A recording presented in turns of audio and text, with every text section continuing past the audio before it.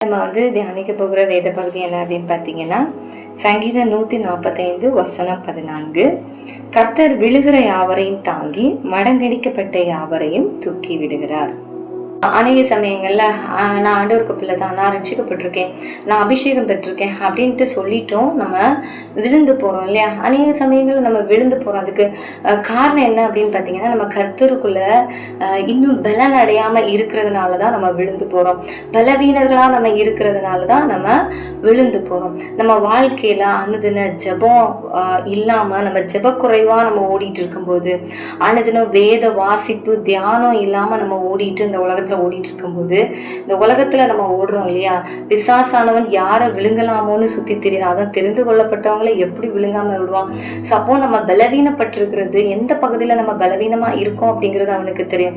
அப்ப ஈஸியா என்ன பண்ணிடுவான்? பிசாசானவன் நம்மளை விழ தள்ளிடுவான். நம்ம பின்மாற்றம் அடைகிறதுக்கு வாய்ப்பு இருக்கு. இப்படிதான் நம்ம தெரிந்து கொள்ளப்பட்டவர்கள் விழுறதுக்கு காரணமா இருக்கிறது இதான்.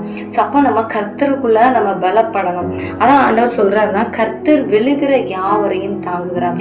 விழுந்து போறவங்க இப்படி நம்ம பலவீனப்பட்டிருக்க நேரத்துல பலவீனர்களா நம்ம இருக்கும்போது, நம்ம விழுந்து போகும்போது ஆண்டவர் நம்மள என்ன பண்றாரா? அப்படியே கிருபையினால அவர் நம்மள தாங்குகிறாரா. அது மட்டும் நீதிமான் 7 தரம் விழுந்தாலும் அவன் எழுந்திருப்பான்ட்டு வசனம் இருக்கு. அப்ப நம்ம நீதிமானா நம்ம இருக்கும்போது நம்ம விழுந்து போறோம் இல்லையா? அப்படி விழுந்து போகும்போது ஆண்டவர் நம்மள அப்படியே விட்டுற மாட்டாரு. நமக்கு ஆவியானவர் மூலம் நமக்கு உணர்த்துவார். நம்ம எந்த இடத்துல விழுந்தோம் அந்த இடத்துல ஆண்டவர் உணர்த்திட்டே இருப்பார். நம்ம அப்படி உணர்த்தும் போது நம்ம உணர்ந்து மனம் திரும்பி நம்ம எழும்பிட்டோம் அப்படின்னா ஆண்டவர் நம்மள என்ன பண்ணிடுவாரு? தூக்கி பெற்றுவார். அப்போ நம்ம வாழ்க்கையில நம்ம கர்த்தருக்குள்ள நம்ம ஸ்ட்ராங்கா இருக்கணும், பலன் அடையணும். நம்ம பலவீன பகுதிகள்லாம் நம்ம பலப்படணும்னா நம்ம கர்த்தருக்குள்ள என்ன பண்ணணும்? இன்னும் பலப்படணும், இன்னும் உறுதியா அவருக்குள்ள என்ன பண்ணணும்? ஆகணும்.